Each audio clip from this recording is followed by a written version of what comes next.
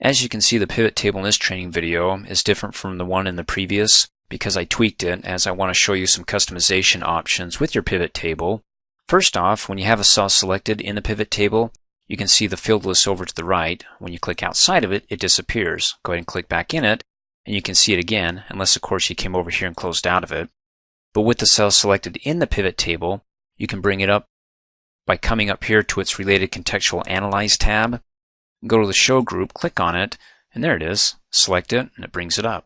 Oh, also, if you want to get rid of these Show Hide Collapse buttons, so you can click on it to collapse, click on it to expand it. I say get rid of it, but hide it temporarily. Click on the drop-down arrow for Show, and deselect it, and they're hidden. Bring it back, select it again, they're back. Another thing to keep in mind is that when you're working on the data that this pivot table is based upon, or somebody else's because maybe you're sharing the workbook, like if I go to sheet 1 because it's based upon the data here, for example, the date, you can see up here in the formula bar for all the cells is in 2008.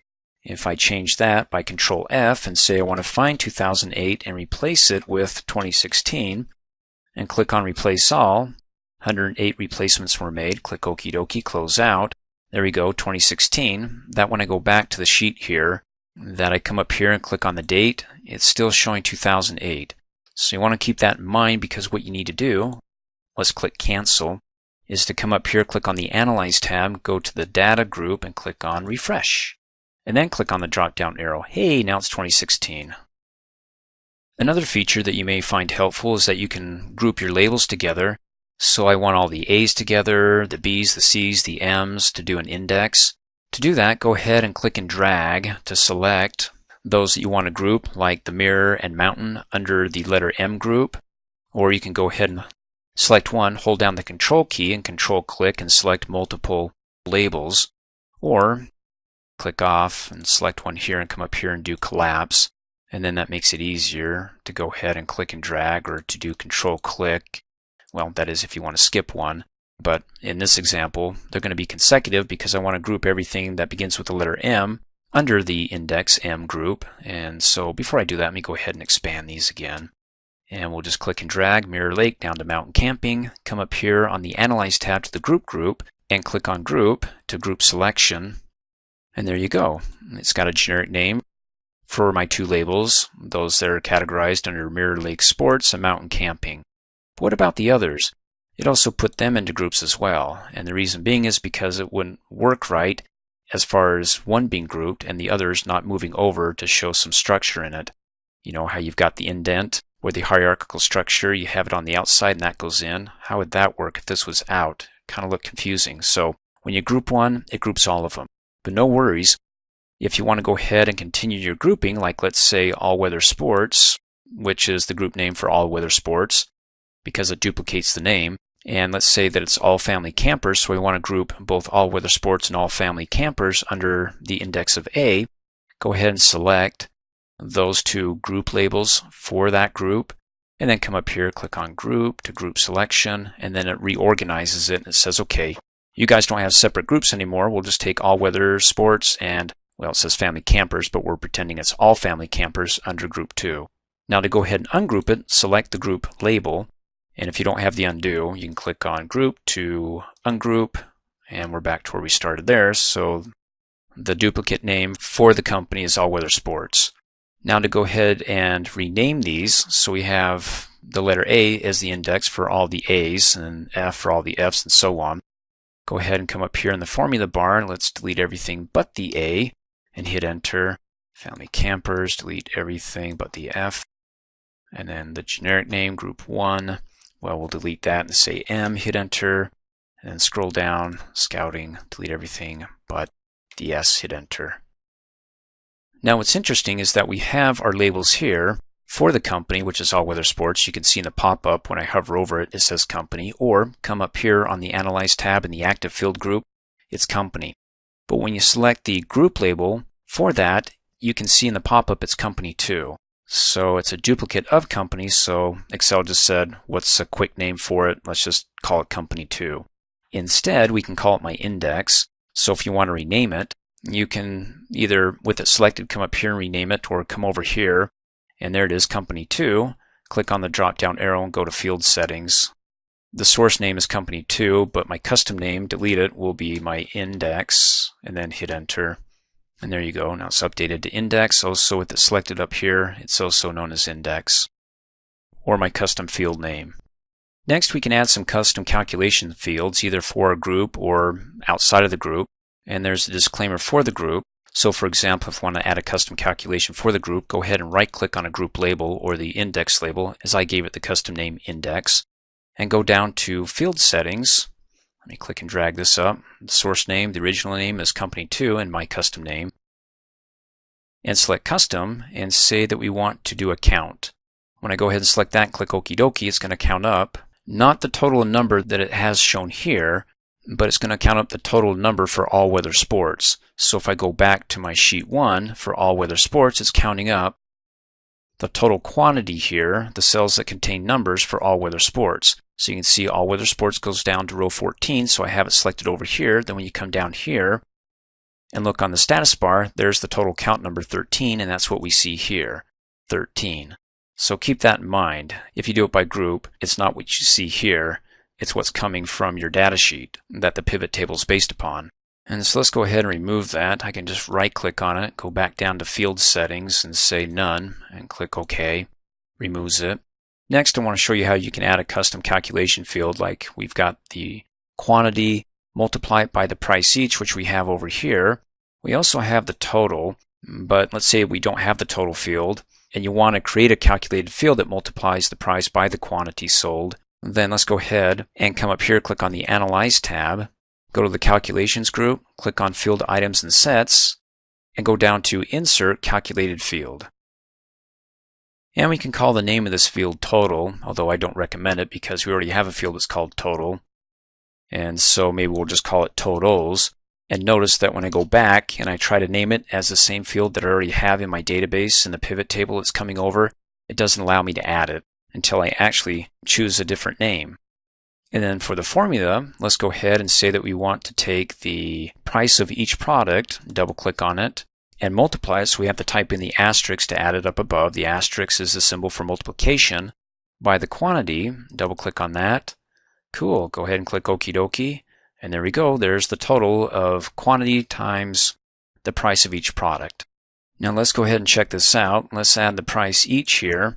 Of course, it adds it over to the right. I want to rearrange that and have it come before the sum of totals, which if I don't like that name, we know how to rename it. But we're looking over here in the values quadrant, and you can see the sum of totals. Let's go ahead and click and drag that down so it comes over to the right. So it's at the low end. The high end is sum of quantity, the sum of the price each, and the sum of the total of the price and the quantity. And let's see if it checks out. What is 19 times 4? Is that 76? Well, select a cell equals 19 asterisk 4, hit enter, 76. Yeah, that checks out. Now, in addition to this, the calculated field, you can actually get subtotals and grand totals by coming up here and clicking on the Design tab, going to the Layout group, click on Subtotals, and let's go to Show Subtotals at the bottom of the group as opposed to the top. Select it, and let's see if it checks out. So for the group, we got the subtotal of 141 for A's. Those are the same, except for the M's. We have 2 within that group. So there's the subtotal for mountain camping, subtotal for mountain lake sports, and when I control click to select both, does it equal 328 down below in the status bar? Yes, it checks out. Awesome. So subtotals to not show the subtotals. How about the grand total? Well, you can see I already got it, but if I click on the drop down arrow, I can say let's go ahead and go off for rows and columns, or in this case just for rows only, removes it. And don't forget, you've got your styles that you can come up here on the Design tab, your pivot table styles. Click on the More option and find something that really works for you. Pivot Style Medium 2. Let's go ahead and select that. That kind of pops out, looks nice. Now if you want to prepare this to print off, there's a couple things that I would change, and maybe you do the same. First off, is that if you want some spacing in between your data here, you can come up here on the Design tab to the Layout group and click on Blank Rows, and you can insert a blank line after each item. Select that, and there's the first item, there's a blank row, next item, blank row. Looks kind of nice. And how about these filters? When you print it off, nobody's really going to know, the salesperson, that you filtered it for, unless of course when you print it off it says all, so that way you don't have to worry about it, in which case why even display it. So to get rid of it, you can come down below over to the field list and just click and drag salesperson off, click and drag date off. It's cleaning it up more. And then what about the field header, the row labels? Do we really need to see that? No. To take that off, let's come up here and click on the Analyze tab. And then come over here, click on the Show, and deselect field headers, and it removes it. So that way, it's cleaned up, at least for me. Except I may want to go ahead and rename these. Instead of the sum of price each, you can just say the price of each and also change the numbers here so it's in currency. And you know how to do all that just by coming over here for the sum of price each. Click on the drop down arrow, go to value field settings, change the number format, go ahead and select currency, click okie dokie. There's the source name, and then the custom name is the sum of price each. You can just say, actually, let's just do the price and click okie dokie. There we go. In dollar format, the name of it, price. That looks a lot cleaner, doesn't it? In any case, that's a lot of work. I'm not going to do it all for you, but show you how you can do it. And then let's go backstage file, down to print. And there it is. Go ahead and click on it to zoom in. And one last thing, let me go ahead and hit back. You can use the get pivot table function that allows you to pull out data from the table if you want to reorganize it into a separate area. So for example, if you like some of the data here, hit equals, and then go ahead and select a cell within it, and you can see it automatically opens up the get pivot data function, and it tells you where it's pulling it from. Hit enter, and it pulls over the number 475 fanny packs, and that's for family campers. So you can actually extract data from it, and then go ahead and give it a label, type in a name from it, and create your own mini database based upon what's over here. PivotTable Slicers, or Slicer, is a quicker way to filter your data in a pivot table. Basically, it's a small window with a bunch of buttons that you can click on to filter your data by, as opposed to like the old school way. Once we add a slicer would be to come up here for salesperson, for example, click on the drop down arrow, that's 1 click, uncheck all is 2 clicks, check Bob Appleman is 3 clicks, click okie dokie, that's 4. Then we finally got it filtered. Let's go ahead and click on the drop down arrow and check all, and click OK. There's 3 clicks. But when I insert the slicer, let's go ahead and do that. First off, you have to go ahead and have a cell selected anywhere within the pivot table. Then you can insert a slicer one of 2 ways. Either come up here and click on the Insert tab and go to the Filters group. And there you go, Slicer, click on it. Opens up the list of fields that you can insert as slicers, the same that you see over here in the task pane. Let's go ahead and close out. Or, again, with the cell selected in the pivot table, come up here to its related contextual Analyze tab, go to the Filter group, and click on the Insert Slicer, and you get the same list. So all you have to do is go ahead and check those fields that you'd like to insert as a slicer, like the salesperson, product, and quantity, and click OK, and there you go. They're stacked. I don't like that. I want to see all of the data within each field. So I'm going to click on the title of the window or the title bar and drag it over, rearrange each one, click and drag. And then, like I said, it's a small window with a bunch of buttons, so if I want to filter for Bob Appleman, click once, and there you go, as opposed to 4 clicks as we just covered. And you can see the funnel next to it, meaning that it's filtering that field salesperson for Bob Appleman. Then down below in the slicer, in dark blue, it's Bob Appleman. And the results of Bob Appleman for the products that we selected for Bob Appleman are Fort Tent, Screen Tent, and Tiki Torch, the same 3 here, and then the quantity sold. So what I do in the slicer updates the pivot table. What I do in the pivot table, if I want to go to all and click okie dokie, it updates it in the slicers. Let me go ahead and close out of the task pane here so I can see the other slicer. And if I come back to Bob Appleman, you get the clear button right here. So if you're not going off of the pivot table and you're just looking on the slicer, wherever you see the dark funnel with the red X means that it's being filtered by that field, as opposed to these other 2 slicers that don't have a dark funnel or a red X. So if I clear it, it clears.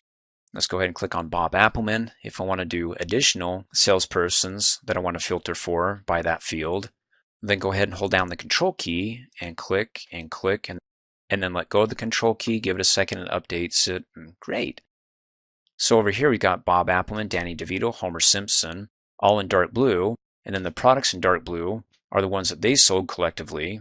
Bob Appleman could have sold air mattresses and campfire bag, and then Danny DeVito sold campfire bag, but in addition Daycott, and then the quantities Let's go ahead and select one, Brit Hume, and then let's jump over and also filter for the campfire bag. So now we have two slicers that are being filtered. You got two red X's there that I can clear, and you can see over here in the pivot table, you got a funnel next to the salesperson field for Brit Hume, and then also the row labels. You can see when I hover over it, it's manual filters for the product field. And let's take a look at this because we're looking at two different colors, blue and white. Well, first of all, blue. As we went over, the dark blue buttons are selection or filtered in data. So we selected Brit Hume and we selected campfire bag, so they're going to be in dark blue. And the result of those selections, what was filtered in, is going to be in dark blue, which is the total quantity 30. Now the light blue is part of a group that was selected but not meeting other slicer or slicers filter criteria. So, as part of the campfire bag, other quantities sold but by a different salesperson is going to be in the lighter shade of blue. And then you've got the white buttons, either with dark text or faded gray text. The white text is unselected or not filtered in. So we didn't select fanny pack or screen tint, and it's not filtered in, but they do meet part of another slicer's filter. So for example, with campfire bag, we're filtering for Brit, but guess who else sold the campfire bag? It's Frank, Homer, and Max. Not Bob or Danny. They're the ones with the white buttons but the faded text. They were not selected and not meeting the other slicer or slicer's filter criteria. So the campfire bag by itself has been sold by these four right here, the one that we selected, the dark blue, but the other three who we didn't select but have the dark text against the white button. And then the others who didn't meet the other slicer criteria, they're out of it. So Bob Appleman never sold a campfire bag, neither did Danny DeVito. Let's go ahead and double check that. Go to the worksheet that contains our data. So let's go ahead and scroll down and select Bob Appleman and go over, and can you see anywhere here campfire bag? I don't. Let's go Danny DeVito over and down. And this is all Danny DeVito. Anywhere here that says campfire bag? No. So when you come back here, does that make sense? So even though you're filtering for Brit Hume, the funnel's going this way, and Brit Hume not only sold a campfire bag, which we want to filter for, but he sold fanny pack and screen tint. But we don't want to see that, the quantity sold for fanny pack and screen tint, so they're going to be in dark text, as opposed to these others that are in a gray text, because Brit Hume did not sell an air mattress. We can go back and confirm Brit Hume, air mattress. Let's go ahead and scroll up. We'll select Brit Hume, there's screen tint, fanny pack, there's Brit Hume again, screen tint, campfire bag, screen tint, and that's it. Just those two different ranges, so no air mattress.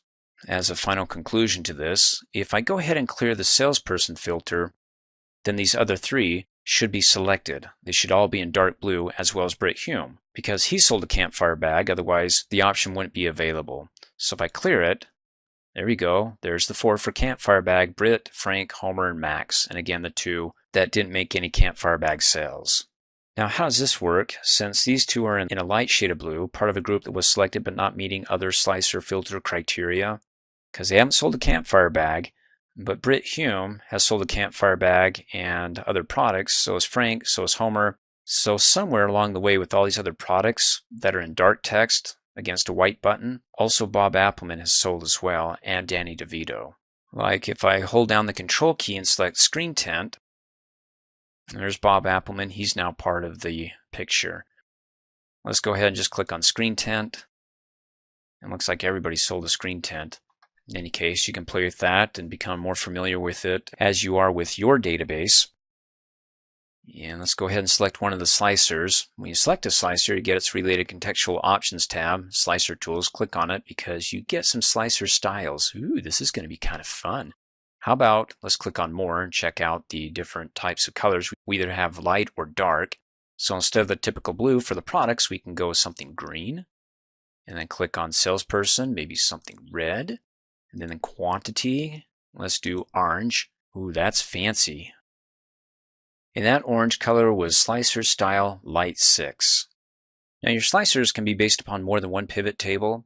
So for example, let's go to sheet 1. Okay, let's go ahead and double click and rename this sheet 1 to database. Hit enter.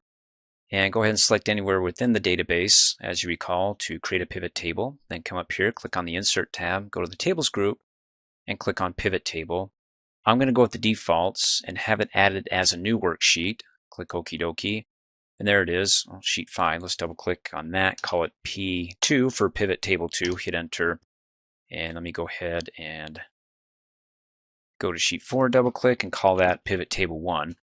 So we have the first pivot table, the second pivot table, then our database. Now on Pivot Table 2, the worksheet that is, let's go ahead and add the fields: company, salesperson, date, product, and quantity. Except, let me scroll down here. I don't want years, click and drag off. I don't want quarters, click and drag off. I do want the salesperson to be a filter, so he adds it up at the top here. And also the date. And then to go ahead and connect the slicers on the Pivot Table 1 worksheet to Pivot Table 2, so whatever I select here updates that second pivot table as well. You can do it one of a couple of ways. If you have one slicer, it's probably just easier to go ahead and right-click on that slicer and go up to Report Connections. And there you go. It's connected right now to Sheet P1, the current worksheet, the first pivot table. Check to connect it to the second pivot table on Sheet P2 and click OK, and that works. Or if you have a lot of slicers, it might be easier to go to that pivot table that you want to connect the slicers to. Click anywhere within it, come up here, click on the Analyse tab, go to the Filter group, and click on Filter Connections. Now we already have one that we connected by the slicer, and to do that we had to go slice by slice, but here you can just check them all right in a row. You don't have to jump from one slicer to the next, and click OK, and there you go. It's filtered. Why? Because the slicers on the first worksheet here are being filtered. So let's go ahead and clear the filter, and it gets rid of that task pane that pops up in the way that I can't see the other slicer. So if I go to Bob Appelman, we're filtered here for Bob. Go to sheet 2, there's Bob. Now why would you want to do that? Well, if you got a lot of fields, you want to focus on certain fields, like on different worksheets from the same database, but filtered for, in this case, the same person, that can be very helpful. And so maybe on the second pivot table, let's go ahead and select a cell. Maybe we want to add the price each and also the total, but maybe we don't care about the quantity. And maybe on Pivot Table 1, we care about the quantities, so we can analyze them separately. I mean, I'm trying to keep it pretty simple here, but you get the idea. Now don't forget, if you want to disconnect your slicers from the second pivot table, again, just follow the same steps. Just right-click on the slicer and go to Report Connections and either uncheck it from the second pivot table, or again, go to the second pivot table. This is the first, I know, but you go to the second, come up here and click on the Analyze tab, and go to the Filter Connections, and then go ahead and uncheck it from the second pivot table, but we won't do it here because this is the first pivot table that the slicers were originally connected to.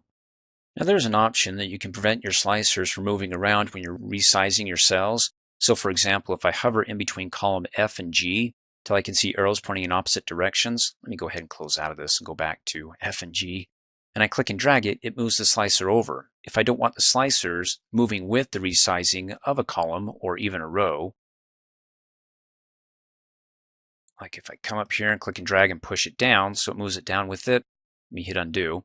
Go ahead and select one of the slicers, then come up here to its related contextual options tab, go to the size group, click on its expandable dialog box button, and down below, if the properties isn't expanded, click on it to expand it, and these are the three options that I want to go over. The default is move but don't size with cells.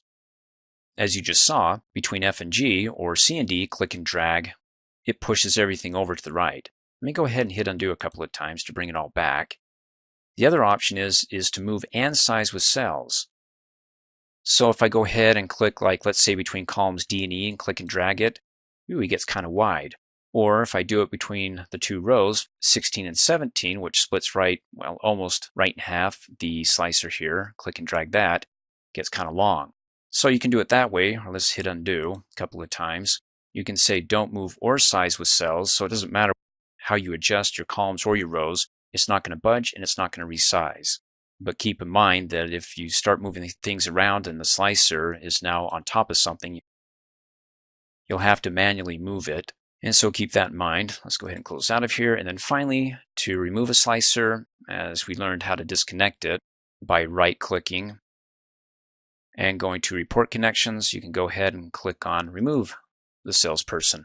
or you can go ahead and select the slicer and hit the delete key on the keyboard and gets rid of it. Which brings up a good point. If you accidentally removed a slicer and you want to bring one back, if you don't have a cell selected in the pivot table, like outside of it, and you come up here and click on the Insert tab to the Filters group and click on Slicer, you're not going to get the field list. So close out, go ahead and click anywhere within the pivot table, and then you can come up here on the Insert tab and go to the Filters group and click on Slicer, and then check the slicers that you want to see again. A pivot chart is a way to analyze your data using an interactive chart, and it's based upon a pivot table. In other words, you can't create a pivot chart without creating a pivot table. And I'm going to show you a couple ways to go about doing this. The first way is that if you have your pivot table, go ahead and select any cell within it, then come up here and click on its related contextual Analyse tab, go to the Tools group, and there it is, Pivot Chart. Click on it. You got a bunch of categories of charts. Go ahead and choose one, then come over here and find the one that you like and double click on it. Let me close out of the field list and then click and drag the chart over to the right. It's kind of small, so let me go ahead and hover over the bottom right-hand corner resizing handle, that circle, that when I hover over it, I can see arrows pointing in opposite directions, then click and drag, and much better, I can see the text now.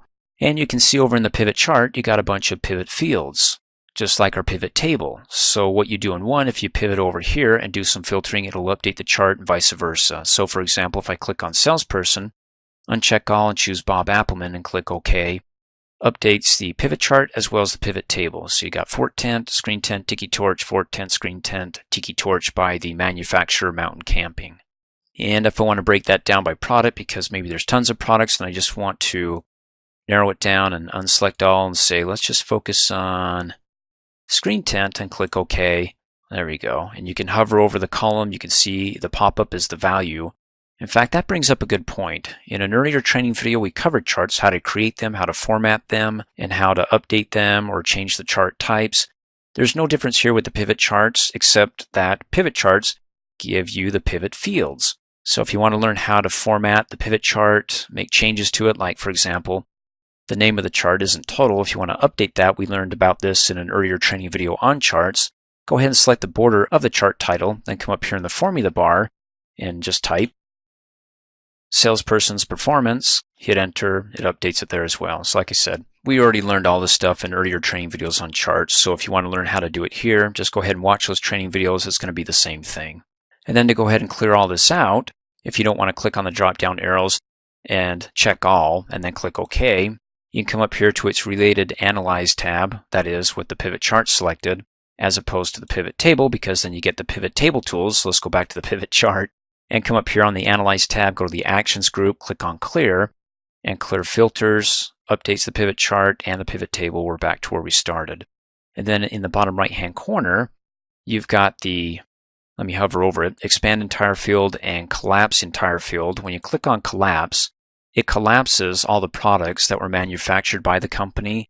So now I'm just focusing on the companies. And the most successful company that we bought products from that we could go ahead and resell has been Scouting Sports. So hey, maybe we'll do more contract work with them and more purchases from them. And then of course you can go ahead and expand the entire field. We're back to where we started. Now that's one way to create a pivot chart. Another way, let me go to my database, is that if this is what you're starting with, you don't have a pivot table and you just want to go right to a pivot chart, select any cell within your database, then come up here, click on the Insert tab, go to the Charts group, and then click on Pivot Chart and go down to Pivot Chart. Now remember, when you create a pivot chart, it's also going to create a pivot table because you can't have a pivot chart without a pivot table. So you can come down here and click on, hey, create a pivot chart and a pivot table, or come over here and create a pivot table, then create a pivot chart. That's just what we did. We created a pivot table, and then with the pivot table, we clicked on its related contextual Analyze tab and inserted the chart. But since let's pretend we don't have a pivot table, then these are the two options. So if I go to pivot chart, pivot table, it's going to create both. But if I click on pivot chart, you'll see it'll create both as well. And so with the range selected, my database, and you can see the marching ants around it, means that I created a database that Excel recognizes. And if not, click on the Collapsible dialog box button, click and drag to select the database, hit enter to pop it back open. And then you could insert this on an existing worksheet, the pivot chart. Let me go ahead and show you. Select existing worksheet, click on the Collapsible dialog box button, choose the worksheet that already has a pivot chart on it and scroll down and dump it into a cell like, let's say, cell D30. Hit enter to pop it back open. Click OK. Okay, we have our original pivot chart and the pivot table. And then we've got our second pivot chart and also its corresponding pivot table, because remember, you can't have a pivot chart without a pivot table. And I don't want to put it on the same worksheet, but I wanted to show you how you could put it on the same worksheet if you wanted to. In any case, let's go ahead and undo that.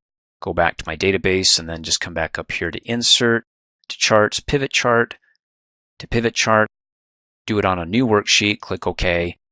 And it doesn't have to be on the same worksheet as your data, as we've already proven over here with the pivot table and in previous training videos. So let's go back to sheet 1. It's got a pivot chart and it's got to be based upon a pivot table, so it automatically added that as well. Just come over here in the field list and check the fields that you want to add. And we can do quantity. There we go. Close out. Click and drag. Hover over bottom right hand corner. Click and drag to stretch it out. I'm having problems seeing the salespersons because they're overlapping.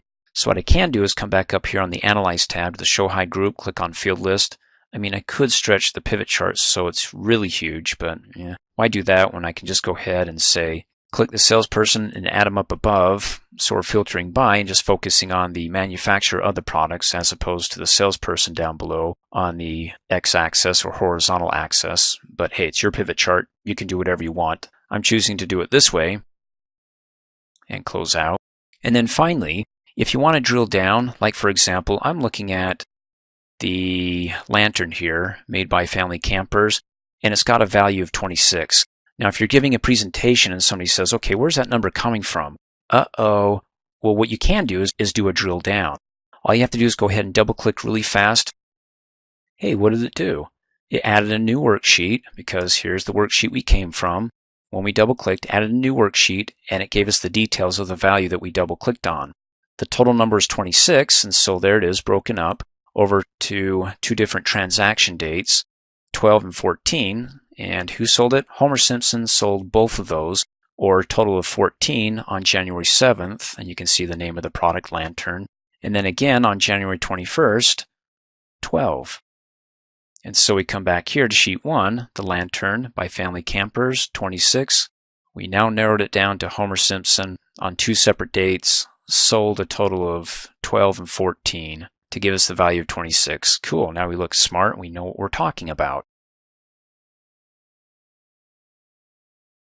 When it comes to inserting a picture into your worksheet, it's very simplistic. We'll go over some of the basic modifications of the picture, but if you want something more detailed, then I recommend that you watch my PowerPoint or Word training videos, as by nature, especially PowerPoint, that's a very visual application, and so we do more with pictures there as well as shapes and objects.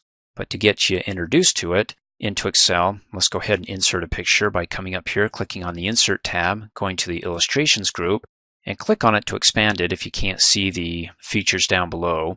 Then go ahead and let's select Pictures. Opens up my Insert Picture window. Let's go over in the navigation pane, select the desktop, and then come over to the main view of the desktop and find my father-son gaming picture. Double click on that, and whoa, those guys are intense. Let's go ahead and click and drag the image, which, by the way, just click on the image and you can move it to left, right, up, or down. That's why you get the four-way arrow that you can see right here to move it in any direction. And then those circles that you see around the image are called resizing handles, because when you hover over one of them, you can see arrows pointing in opposite directions. That means it can go left or right. So when I click and I hold the left mouse button down and I go in, I can resize it so it's smaller horizontally, but man, they're stretched more vertically. And vice versa, top or bottom middle resizing handle will collapse it in. And if you want to start over again, then come up here on the Format tab to the Adjust group, and it's right there, Reset Picture. So if you cropped it, if you resized it, you applied some styles to it, click on its corresponding drop-down arrow and say you want to reset the picture and size, and you're back to where you started. So then I can go ahead, let me scroll down just a bit, hover over the bottom right-hand corner, the resizing handle there. You can't go wrong with that when you click and drag in, because if you try to go too much vertically or horizontally, it's not going to stretch it one way or the other, or make the picture look stretched one way or the other, because it's going to keep it proportional. So cool. And then in addition to the resizing handles, you get this little arrow pointing in on itself. That's the free rotation handle, that when you hover over it, you get a black arrow pointing in on itself, that when you click on it, you get 4 black arrows pointing in on themselves, that when you click and hold and go left, hey, it starts rotating. Whoa, go for it, boy. Okay, never mind. Let's go ahead and let go of it. Now, when you click and hold it down, hold down the shift key, and you tilt to the left, it goes in increments of, I believe, 15 degrees or thereabouts. In any case, they're just bouncing all over the place as they're playing their video game, and then let go. Now, if you don't want to resize the picture by freehand, clicking and dragging, and you want to get it just to the exact number numerically, then with the Format tab selected, and the only way you can see it there, when you click off of it, you can't see it, go ahead and select your image. It's the contextually related tab to what you have selected down below, in this case the picture. So come over here to the size group, and there you go. There's the height, and you can see when you hover over it, the shape height and the shape width. There's the pop-up. So if I come up here and I change it from 2.38 to 3, notice that this will update as well because it's going to keep it in proportion. It's not going to allow it to stretch. So when I type in 3, hit enter, it updates to 4.5 for the width. If I type in 3 and hit enter, this will update the height to keep it proportional. So hit enter, updates it down to 2 inches. Now, if you don't like that, you want to be able to say, okay, I don't want it to keep in proportion. This has got to be 2.1, that's got to be 3.9. Then you need to uncheck the lock aspect ratio, which is found by clicking on its expandable dialog box button for the size group. Click on it, opens up the task pane, and there's your height and width fields again. And there's the rotation if you want to type it in numerically as opposed to clicking and dragging it and doing it by freehand. Then there's the percentage. So right now, of its original size, it's at 48% for the height and the width. And there's the culprit, lock aspect ratio. So if I uncheck that, unlocks it so I can mess with the height or the width, and whoa, they get stretched into some sort of like widescreen movie format. And then if I don't like that, you can come down here and reset it. Oh no, now we're back to the way we were, but I don't want it that big, and I don't want to shrink the height without checking lock aspect ratio so I can keep it in proportion with the width.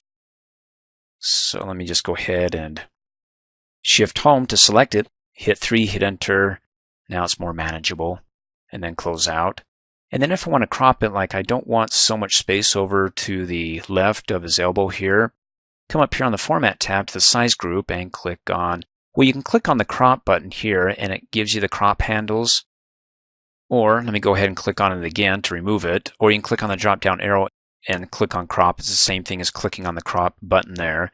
Or you can crop it to shape, like into a heart. Hey, because when they're playing together, they're having fun, and it's just all about family love. In any case, let's go ahead and hit undo. Well, that's what it is. It's family love. Isn't that fabulous? Let's go ahead and click on the crop button, and then hover over the left middle black crop handle. And when you do that, you get, it looks like a T. I don't know if you can see this, but when I hover over it, it's a T tilting over to its side, that when you click and drag in, that's where it's going to be cut to. This will be the space that gets cut off when I come back up here and click on the crop button, and it's cut off.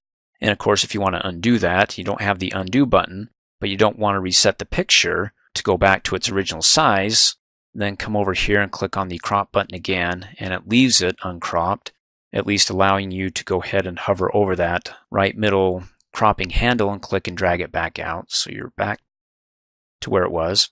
Go ahead and click on crop again to deselect it, or you can hit the escape key on the keyboard. And then what about some picture styles? Come up here on the Format tab to the Picture Styles group, click on More, hover over any one of these, and you can see down below in the worksheet that it gives you a preview of it. And so go for one that looks great. How about a reflection? And then also maybe you give a thicker border around the picture, maybe picture effects, something glowing, glowing, warm, glowing, glow. How about orange? Ooh, that looks kind of spiffy. One last thing is that if you don't have a picture on your computer that you'd like to use in your spreadsheet, go online. And to do that, let me go ahead and, well, it's time for you guys to put your game up. So let me delete it to get rid of the picture, and it's gone. Come up here and click on the Insert tab. Go to the Illustrations group and go to Online Pictures. And let's type in Ghost, something spooky, hit Enter. Ooh, that guy's a happy ghost. I like him. Go ahead and select him. Click on Insert. Oh man, he's pretty huge. So you can go ahead and go over the same steps that we just went over with the father and son and resize the picture either numerically. It gets kind of hard when you get a huge picture to scroll all the way down to click and drag it and push it up. So I just come up here in the size group and type in something small. Then I don't have to scroll around to get the bottom right hand corner resizing handle to then go ahead and make it just so. If you want to add basic shapes to your worksheet like arrows, circles, squares, stars, then come up here and click on the Insert tab, go to the Illustrations group, and select Shapes. You can see all the different categories of shapes like for lines, rectangles, block arrows. If you want to add a square or a circle, it's not available here. To create a circle or a square, you have to go through their cousins like Mr. Rectangle for the square or Mr. Oval for the circle. Well, how does that work? Go ahead and click on Mr. Oval. You can see you get a black cross. It's in drawing mode. So when you click and drag, ooh, there's the oval. If I go up and over, there's the oval. But if I go down diagonally and you do it just right, you get your perfect circle.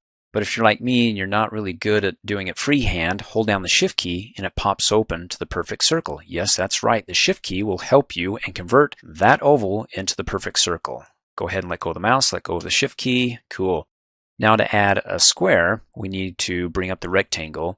And instead of coming up here and clicking on the Insert tab, since I already created my first shape and it's selected, you get its related contextual format tab.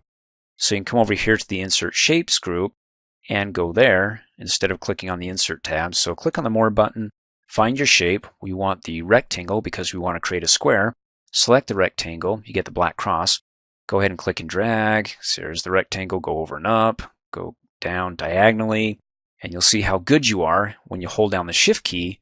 If you don't see it pop like it did just here, then you did the perfect square. But I'm going to use the Shift key to make sure that it's perfect. Let go of the mouse, let go of the Shift key. Nice. And then you get the resizing handles. They're the same things that we learned when we inserted and modified our pictures in that training video. There's these circles around the shapes, so when you hover over it, you get the arrows pointing in opposite directions, so you can go ahead and click and drag to resize it, and that goes into a rectangle. Let me hit undo, but if I want to make it larger or smaller and keep it in proportion, then hover over the bottom right hand corner resizing handle, click and drag in. Now the difference between resizing it by using the bottom right hand corner resizing handle with pictures and with shapes, with pictures it kept it proportional, but with shapes it doesn't. To keep it proportional, you need the help of the Shift key. So hit the Shift key and it pops it open, and then you can push it in to make it smaller, or, well, let's do that. Let go of the mouse, let go of the Shift key. And then you get the rotation handle that when you hover over the arrow pointing in on itself, you get a black arrow pointing in on itself. Then when you click on it, you get 4 black arrows pointing in on themselves that when you go to the right, you can tilt it to the right, to left, go whoa, all the way around. And when you hold down the Shift key, it does it in increments of, I believe, about 15 degrees. So you can get it just so. And then let go of the mouse and the Shift key. And if you don't want to resize it by doing it freehand, you want to do it numerically, then with it selected, come up here on its related contextual format tab to the size group. There's the perfect square, 1.39 inch high. And then this is the width. You can see when I hover over it, the pop-up says width, 1.39. So if I come up here and type in 1, hit enter, uh-oh, now it's a rectangle. What's going on? It's not keeping it in proportion. The reason why it's not, let me hit undo, is because the locked aspect ratio isn't checked by default. What's that? Well, come up here to the size group, click on its expandable dialog box button to open up the task pane, and down below, there it is. It's not checked. When you check it, it locks it, so what you do to 1, like the height, it'll keep it in proportion with the width. So it's not too squished vertically or horizontally if you go in, or stretched out too much if you increase the size of it. So if I go in 1, hit enter, it also takes the width in as well to keep it in proportion. Cool. Now these options that you see in the task pane are also available up here on the ribbon. So if you have it open, you have the fill and line, which is what we're working on right now, which includes the size, the property, the text box, the alternating text. Then you get the effects, which you can also find up here in the shape styles group. There's the shape effects. You can see everything here is also over here. So if you want something that glows, then click on it to expand it, and then choose something that's nice for you and it glows. Ooh, that's pretty. And then you can come over here to the size and properties, and go ahead and update the size, and we worked with the locked aspect ratio. And then you have the text options, which we'll go over in just a minute.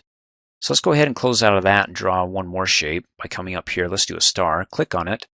Come down here and let's do a shape within a shape. So I can show you how you can align it within the shape, and click and drag. Now if the star isn't looking quite right, hold down the Shift key and it pops it open to the perfect proportion. Then push in, let go of the mouse and the Shift key. And then if you're trying to align it in the center and you can't quite do it, or you're not sure that it's right there, if you want to use Excel's alignment tools, then you have to select the objects that you want to line one within the other. So if the star is selected, hold down the Shift key and select the one behind it, the circle. Then come up here on the Format tab to the Arrange group, and then click on the Align Objects arrow, and you want to align it to the center first, so it's horizontally aligned. Then click on it again to align it to the middle so it's vertically aligned, and click off, and oh man, Excel makes me look like the artiste. And then I can go ahead and select the star, give it some color if I want, come back up here to Shape Fill, maybe yellow. And then if I'm like, wait a second, is the star the right way to go? How about a happy face? Instead of deleting that and drawing a happy face, which when you have it selected, if you hit the delete key on the keyboard, it removes it. Let's go ahead and undo it. If you want to keep the star and insert a happy face with the same size, then just change the shape.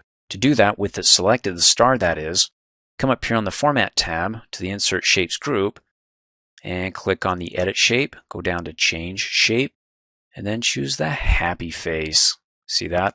Kept it the exact same size, just changed the shape. Sweet. Now if you want to add text to your shapes, there's a couple ways you can go about doing it. One way is not really adding it to it, it's layering.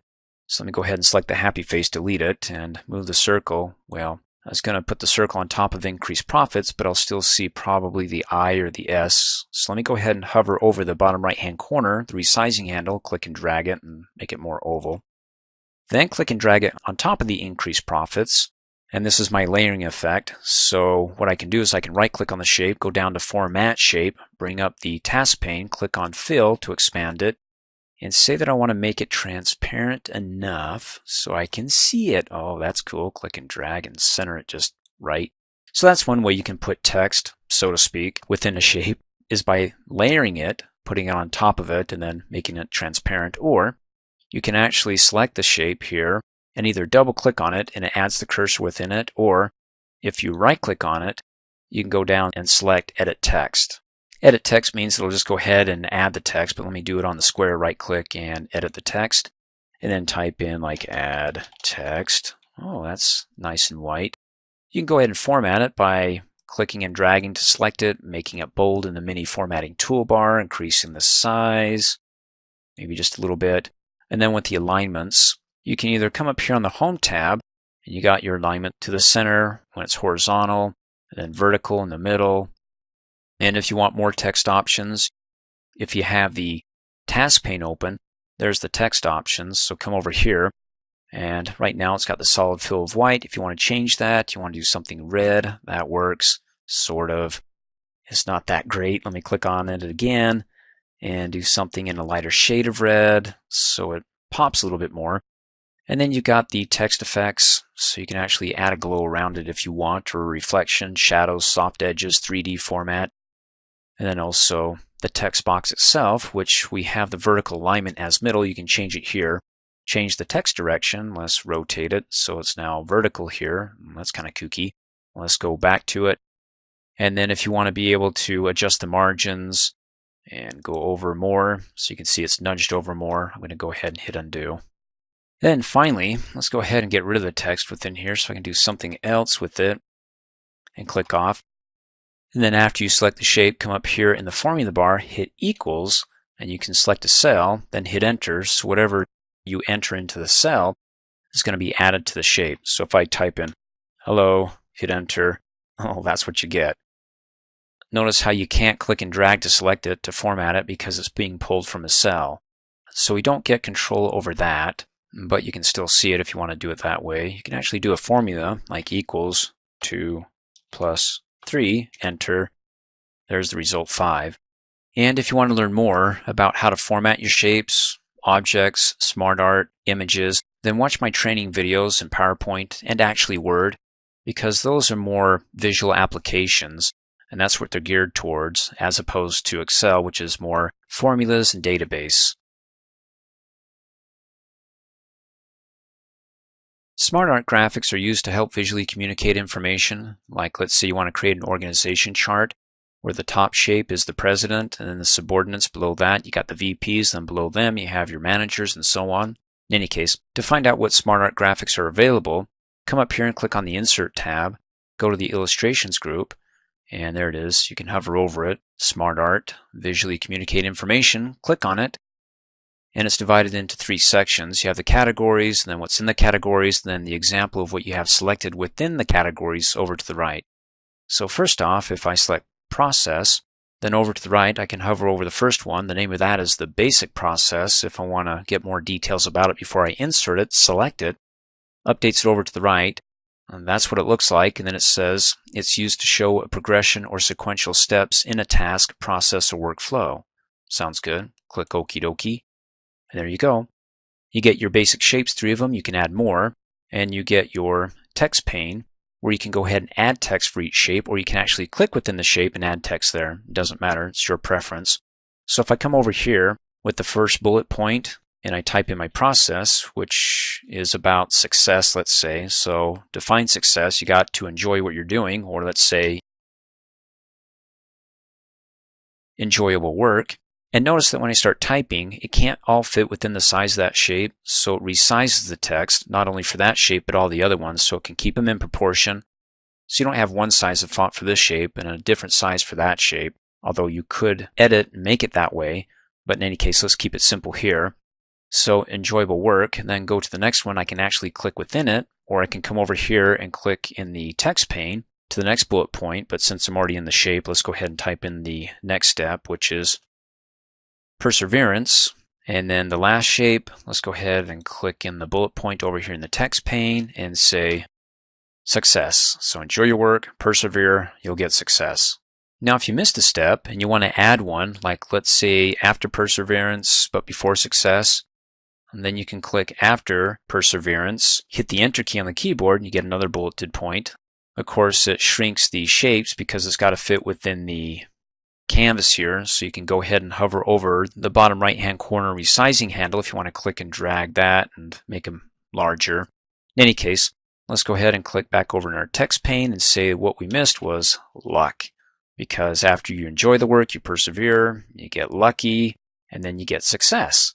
And what if you want to add something that explains what you're talking about with luck, like the harder you work, the luckier you get? So you want a definition of this. With the cursor flashing after it, then just go ahead and hit enter, and after I hit enter, hit the tab key, and it's going to become a sub point to the main point of luck. So I'll type in here over in the text pane.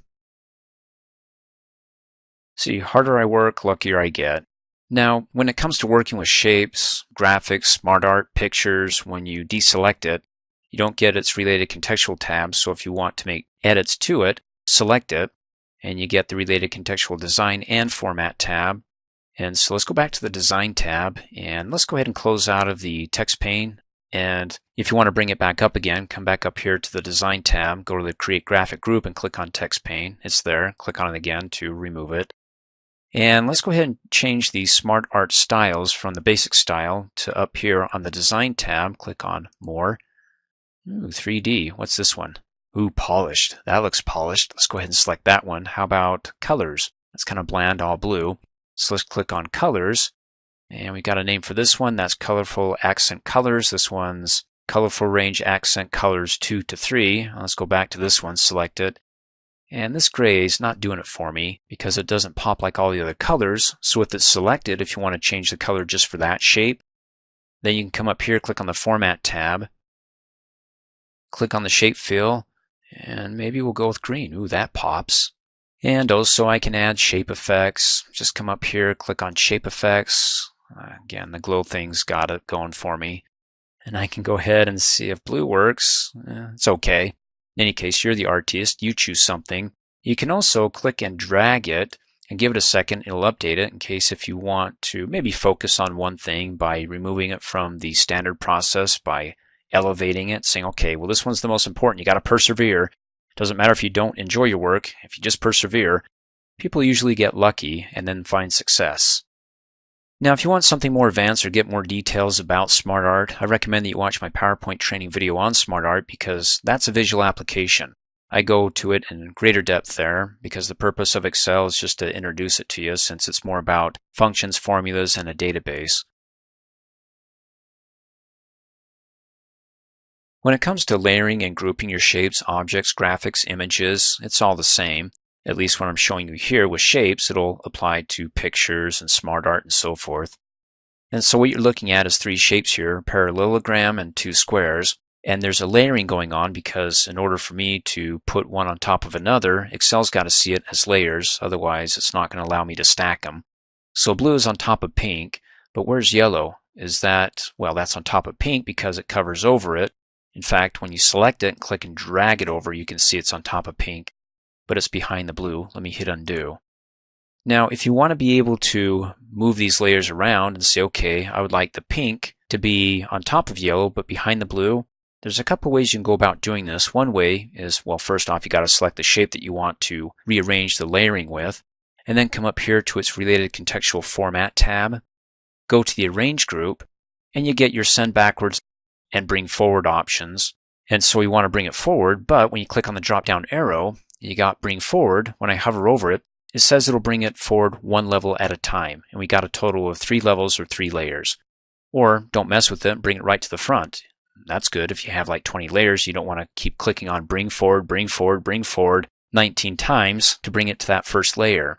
So we can go ahead and bring forward, and so now it's on top of the yellow but behind the blue.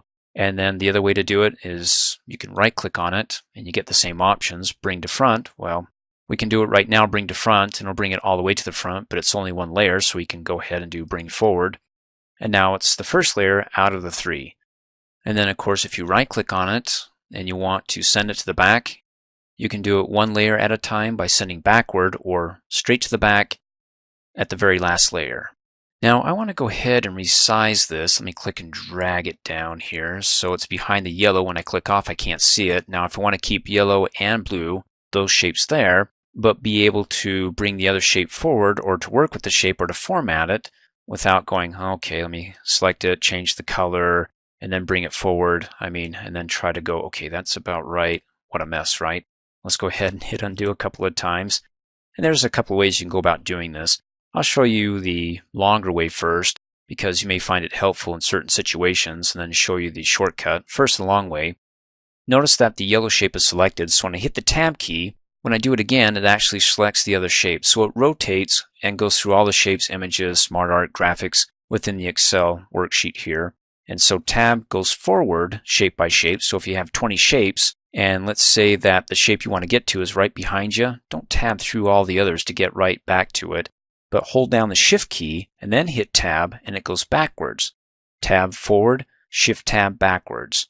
So we'll do that till we get to the shape. Then once you get to the shape, if you want to bring that to the front, don't right click on it, because if you do, you're just right clicking on the yellow shape. So come up here on the format tab, arrange group, bring forward, there you go. That's one way that you can do that, and then you can go ahead and change the color, keep it in its same place without moving the shape behind it to get to it, and so forth. The other way to do it, the shortcut, the way that I like a lot, is coming up here on the format tab to the arrange group, and you got the selection pane. Click on it, opens it up, and hey, there's all 3 of them.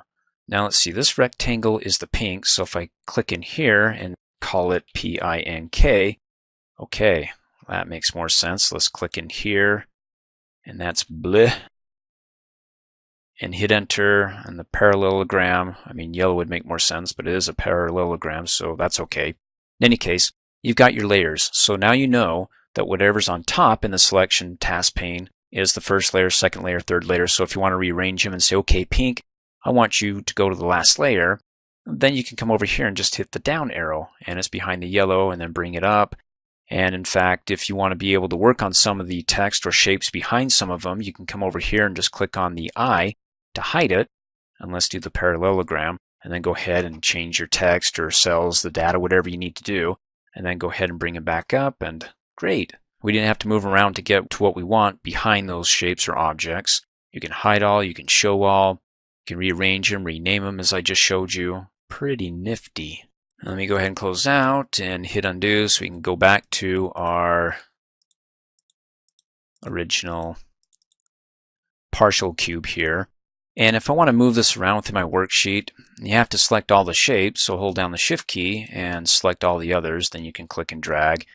But if I have to move it around quite a bit, it's going to be annoying to keep selecting the same objects over and over again, because when I click off and I'm like, oh, no, we got to move the couch over here, honey, and you got to move it over there. Okay, just go ahead and select it once, then group it so it sees it as one object so I don't have to keep reselecting it over and over again. So with all the shapes selected, either come up here on the Format tab, go to the Arrange group, and there's your Group button. Click on it to group your objects, or if you're careful, and you can right-click on the selection without moving your mouse, you get the Group option there as well. Go ahead and group it. Now it sees all three shapes as one, so you can see the resizing handles around all of them. Of course, now you can resize it, keep it in.